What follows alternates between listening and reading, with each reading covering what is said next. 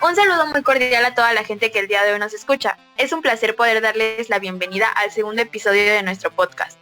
El día de hoy me acompañan Manuel, Ariel y Juan para hablar sobre las personas. Estaremos definiendo el concepto jurídico de persona, las clasificaremos y les diremos cuáles son los atributos de estas personas.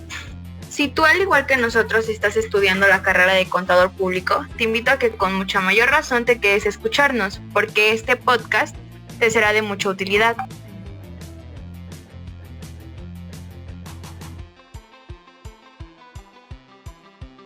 Antes de adentrarnos al tema, debemos entender el concepto de persona. Vamos a definir como persona a todo individuo que pueda ser poseedor de derechos y obligaciones. Estas personas se dividen en dos grupos y es justamente de lo que nuestro compañero Ariel nos va a hablar. Ariel, te cedo la palabra. Muchas gracias. Sí, las personas se dividen en personas físicas y morales. Primero vamos a hablar de las personas físicas, pero antes de hablarles sobre este tipo de personas, me gustaría saber si alguno de ustedes tiene alguna idea de cuáles son. Pues yo creo que las personas físicas somos nosotros, los seres humanos. Así es, se entiende por persona física a todos los seres humanos con capacidad de adquirir derechos y contraer obligaciones.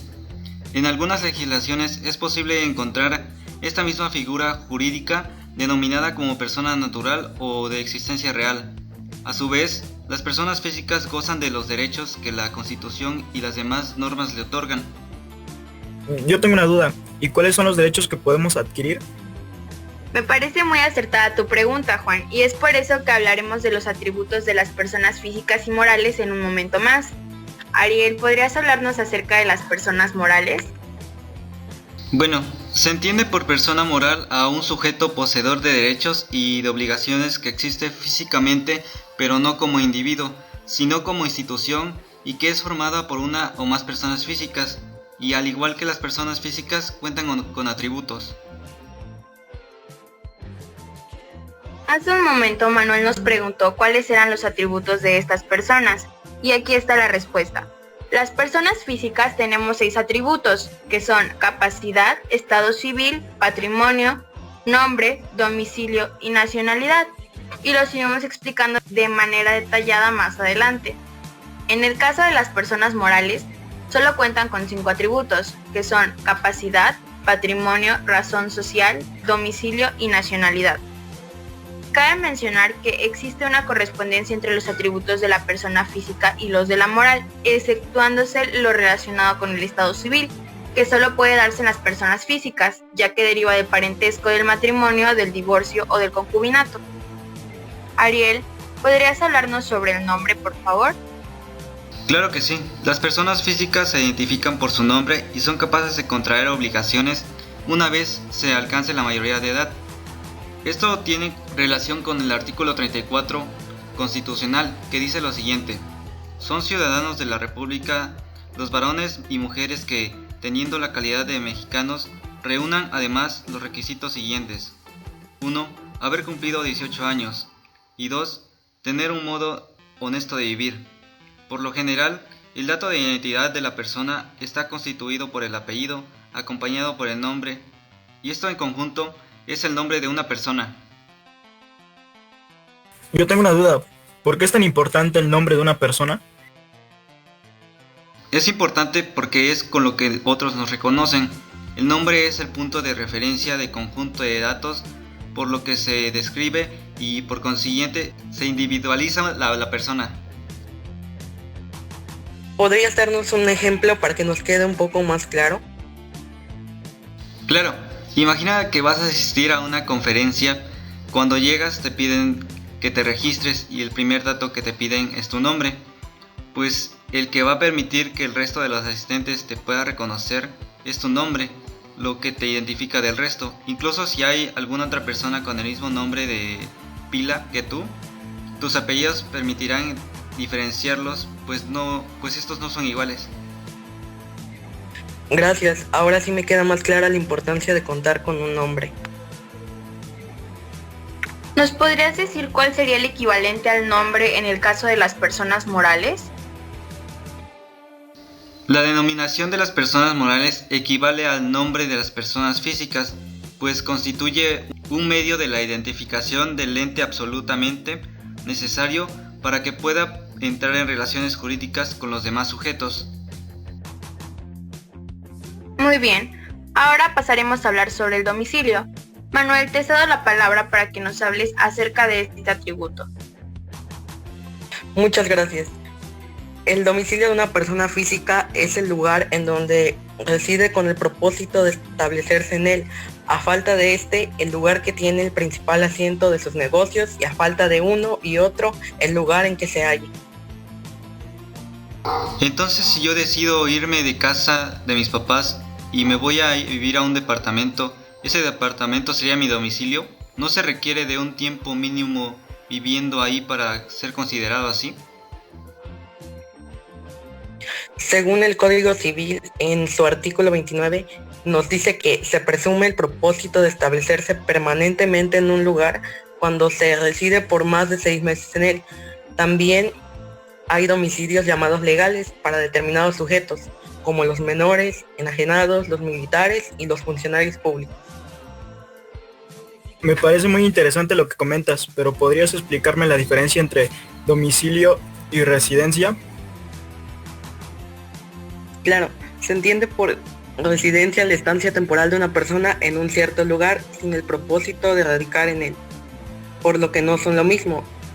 Por el contrario, el domicilio es el lugar en el que te estableces de forma permanente, ya sea por voluntad o imposición, como en el caso de los militares, en los que su domicilio es el lugar en el que están haciendo su servicio. En cambio, la residencia no es impuesta por la ley y no es permanente. Un ejemplo de esta son los intercambios estudiantiles. Te vas por determinado tiempo a otra ciudad, pero no lo haces de forma permanente, pues luego de cierto tiempo vuelves a tu domicilio. Espero con esto haber aclarado tu duda. Muchas gracias. Ahora me quedan más claros los conceptos y también por qué son diferentes. Manuel, ¿y cuál es el domicilio de las personas morales? Te comento. Según el artículo 33 del Código Civil, las personas morales tienen su domicilio en el lugar donde se haya establecida su administración. Para el caso de distintas administraciones en distintos lugares, deberá atenderse el domicilio determinado en el acta y escritura constitutiva de la persona moral. Y si no se hubiese hecho tal determinación, aquel en que se encuentre la administración principal. Entonces, si una persona tiene varias sucursales, su domicilio será en el que se encuentre el principal punto de administración. Así es, me da gusto que comprendas bien este punto.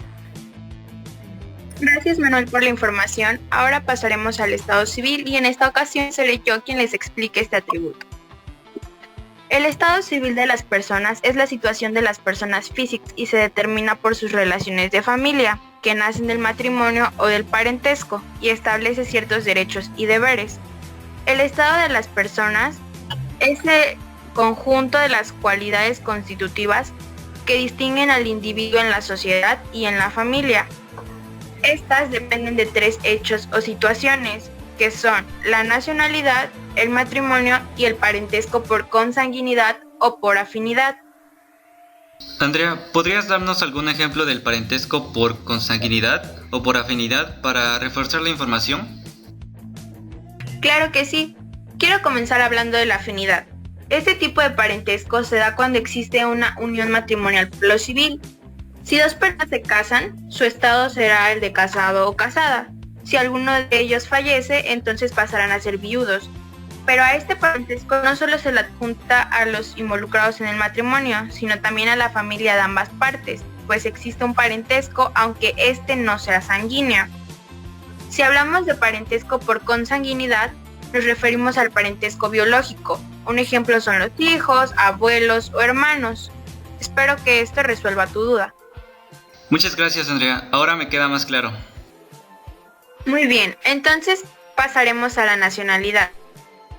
Se dice que son mexicanos por nacimiento los que nazcan en el territorio de la República, sea cual fuere la nacionalidad de sus padres, los que nazcan en el extranjero de padres mexicanos, de padre mexicano y madre extranjera, o de madre mexicana y padre desconocido.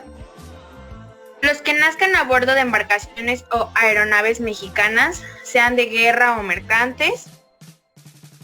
y son mexicanos por naturalización los extranjeros que obtengan de la Secretaría de Relaciones la carta de naturalización, la mujer extranjera que contraiga matrimonio con mexicano y tenga o establezca su domicilio dentro del territorio nacional, conservará la nacionalidad mexicana aún después de disuelto el vínculo matrimonial.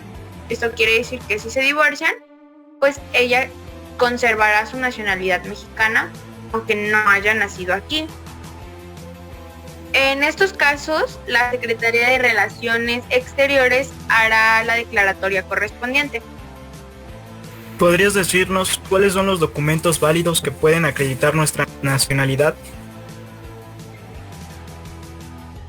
Claro, en el artículo 3 de la Ley de Nacionalidad, la Cámara de Diputados del Congreso de la Unión nos dice lo siguiente: son documentos probatorios de la nacionalidad mexicana cualquiera de los siguientes: el acta de nacimiento expedida conforme a lo establecido en las disposiciones aplicables, la carta de naturalización, el pasaporte, la cédula de identidad ciudadana y la matrícula consular que cuente con los elementos de seguridad, que son fotografía digitalizada, banda magnética e identificación holográfica. ¿Y cuál sería la nacionalidad de las personas morales? Qué buena pregunta, Ariel. Te platico. Son personas morales de nacionalidad mexicana las que constituyan conforme a las leyes de la República y tengan en ellas su domicilio legal. Entonces, ¿no importa la nacionalidad de los propietarios, sino el lugar en el que se encuentra establecida la empresa? Así es. Si el dominio legal de la empresa se encuentra establecido en territorio mexicano, entonces su nacionalidad será mexicana. Una vez aclarada tu duda, podemos proseguir con el patrimonio. Manuel, ¿podrías hablarnos sobre el patrimonio de las personas físicas y morales? Claro, comenzaré hablando del patrimonio de una persona física.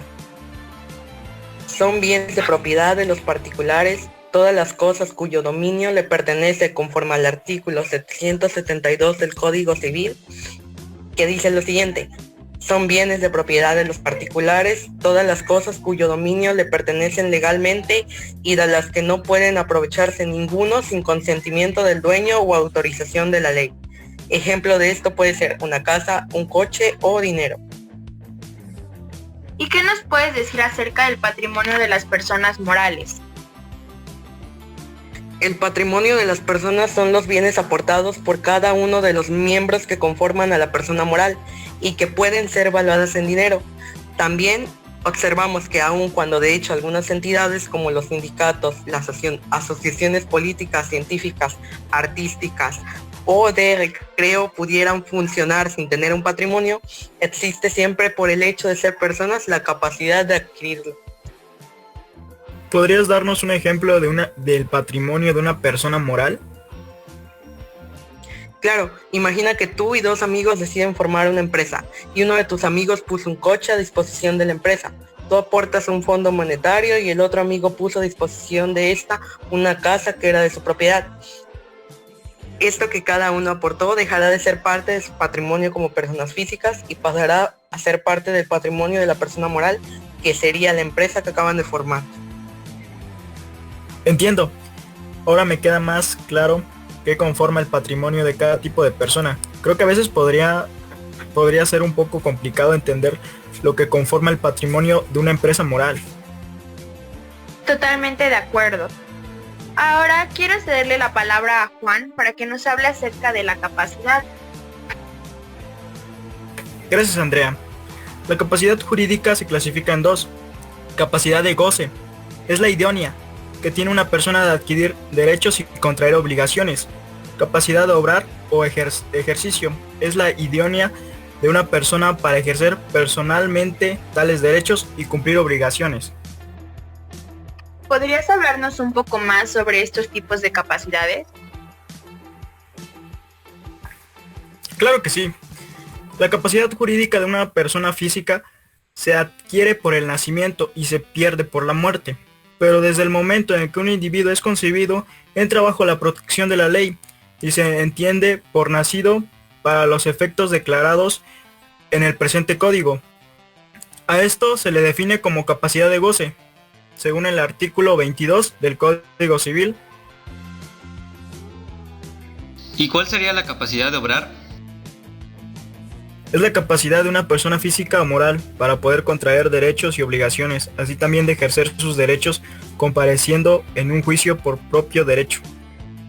¿Podrías darnos un ejemplo? Claro, para poder entender, una pensión, primero, debe de cumplir un mínimo de 1.250 semanas de cotización y tener, pues, mínimo 64 años. Obviamente hay más, ¿no? Pero este te da una idea de, por ejemplo, de los requisitos que debes de tener para poder lograr tener este derecho. Muchas gracias, Juan. Creo que es un ejemplo muy claro. ¿Podrías ahora hablarnos sobre la patria potestad? Claro, la patria potestad es un conjunto de derechos y deberes que corresponden al padre o la madre sobre los bienes de sus hijos e hijas, que no están emancipados, o sea, de ellos no están liberados de un grado de subordinación o dependencia en relaciones a sus padres.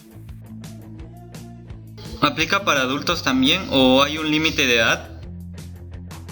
No, para que exista la patria potestad, el hijo debe de ser menor de edad, de lo contrario esto no sería. De acuerdo al Código Federal, artículo 412, los hijos menores de edad están bajo la patria potestad mientras que exista alguno de los ascendientes que deba ejercerla conforme a la ley. En la mayoría de casos, la madre es la que tiene la patria potestad, como dice el artículo 413. La patria potestad se ejerce sobre la persona y los bienes de sus hijos. Su ejercicio queda sujeto en cuanto a la guarda y educación de los menores, a las normalidades que le impregnan la resolución que dicten, de acuerdo con la ley sobre la prevención social de la delincuencia infantil del Distrito Federal. Muchas gracias, Juan. Ahora, ¿podrías hablarnos sobre la adopción? Por supuesto que sí. Jurídicamente se entiende la adopción o filiación adoptiva, el acto jurídico mediante el cual se crea un vínculo de parentesco entre una o dos personas, de tal forma que establecen entre ellas una relación de paternidad o maternidad. Hace mucho tiempo la adopción se veía como un acto de caridad. ¿Y en qué apartado del Código Civil nos habla sobre este y cuál es el artículo que consideras más importante? Bueno, en el Código Civil el capítulo que nos habla sobre la adopción es el 5, y yo considero que es de los artículos a los que más se hace referencia a lo siguiente. Artículo 391. Los cónyuges o concubinos podrían adoptar cuando los dos estén conformes a considerar la adopción como hijo y aunque solo uno de los cónyuges o concubinos cumpla los requisitos de edad, pero siempre y cuando la diferencia de edad entre cualquiera de los adoptantes y adoptados sea de 17 años cuando menos. Artículo 395. El que adopta tendrá respecto de la persona y bienes del adoptado los mismos derechos y obligaciones que tienen los padres respecto a las personas y bienes de los hijos. El adoptante dará nombre y apellido al adoptado.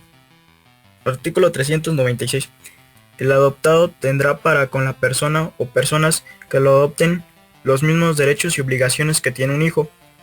Artículo 397.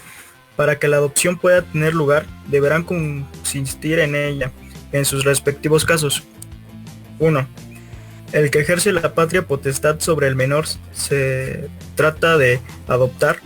3. La persona que haya acogido durante 6 meses al presente adoptado y contraer como hijo cuando no hubiera quien ejerza la patria potestad sobre él. 4.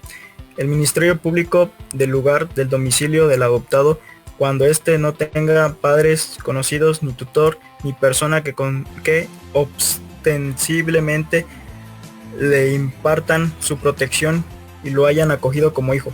5. Las instituciones de asistencia social públicas o privadas que hubieran acogido al menor o al incapacitado que se pretenda adoptar. Si la persona que se va a adoptar tiene más de 12 años, también se necesita su consentimiento para adopción. En el caso de las personas incapaces será necesario su consentimiento siempre y cuando fuese posible la expresión indubitable de su voluntad. Muchas gracias, Juan. Con lo que nos acabas de comentar, podemos darnos cuenta que el proceso de adopción puede llegar a ser muy tedioso e incluso tardado, pero no imposible. Ahora, quiero cederle la palabra a Manuel para que nos hable acerca del matrimonio. Gracias, ya les hablé sobre algunos temas y ahora voy a hablarles sobre el matrimonio.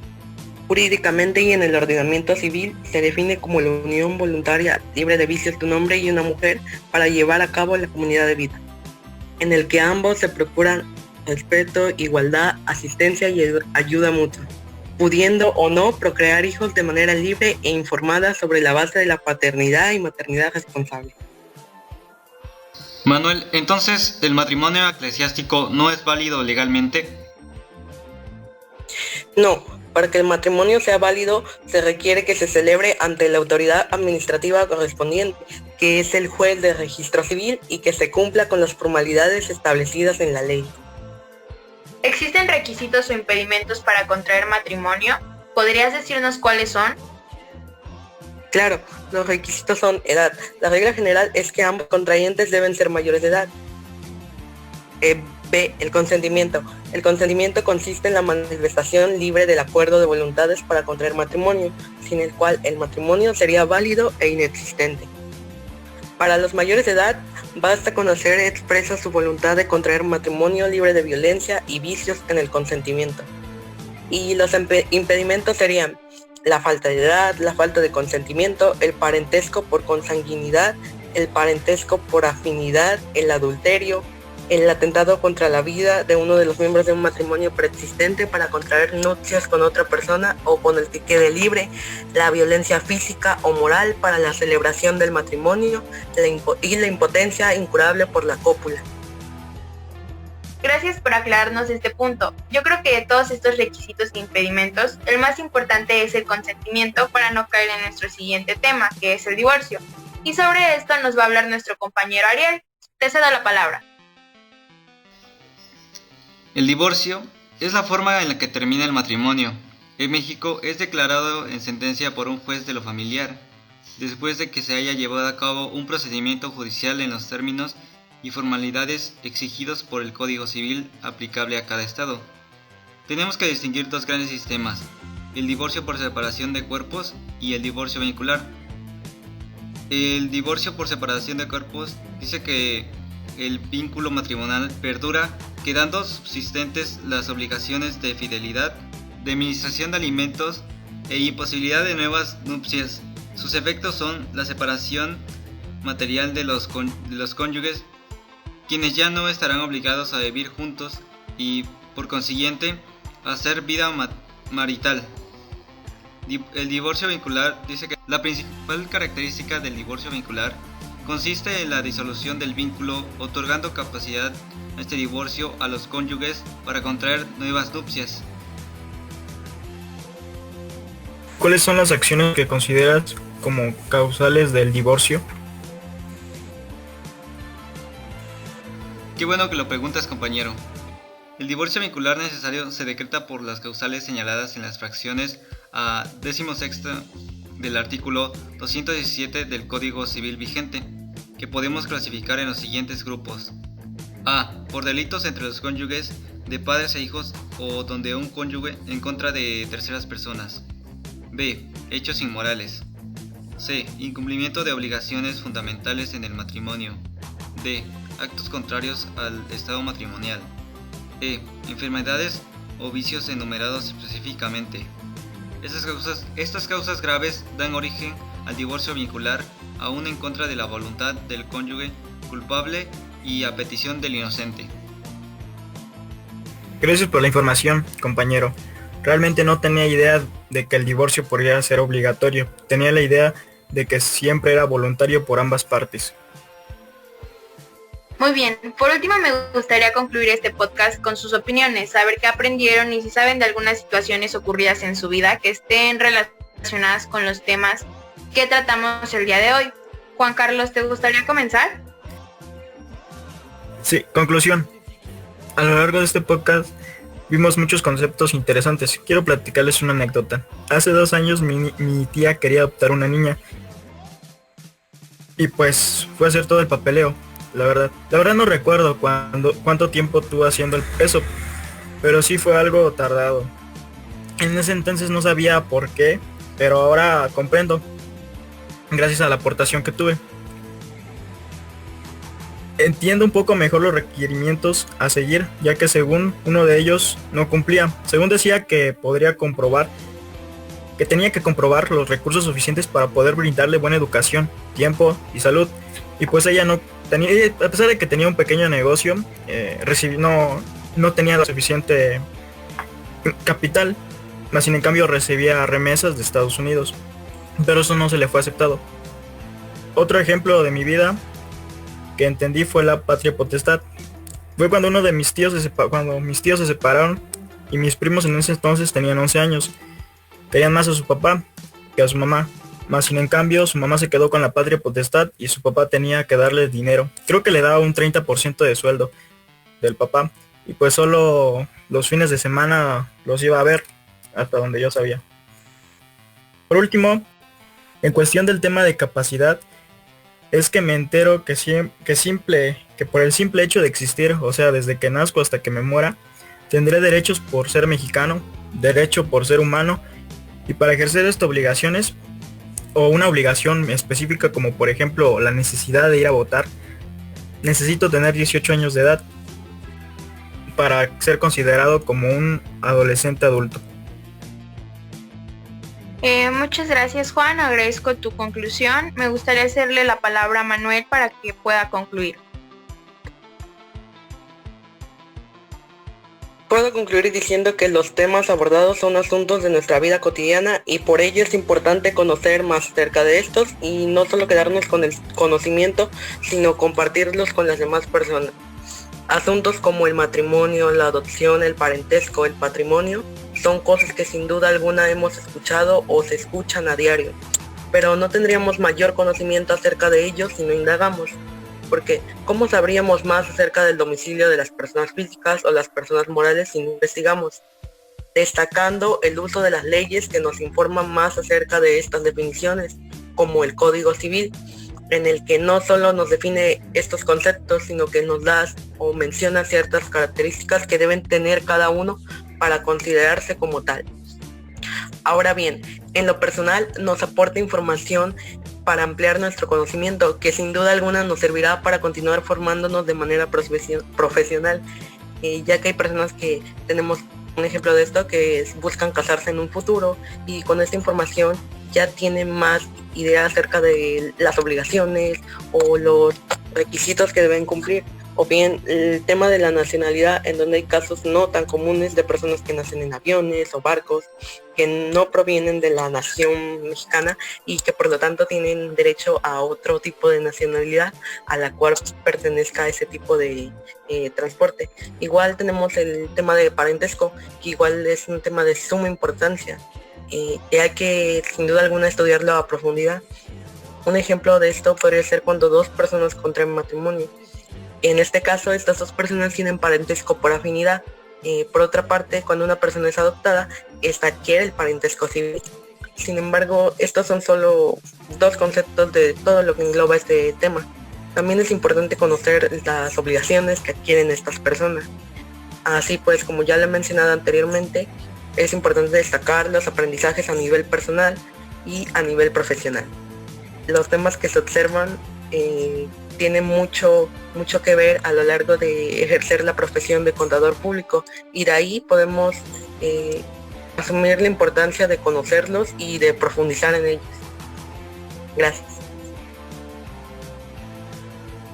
Muchas gracias, Manuel.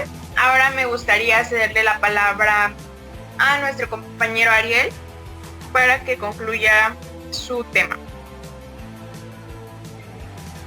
Bueno, como conclusión, quiero decir que los conocimientos que he adquirido al abordar y tratar estos temas han sido de gran aportación en cuanto al conocimiento, ya que estoy seguro son y serán de importancia para comprender más acerca de cómo y para qué funcionan estos conceptos en la sociedad para regular y controlar el uso que les demos.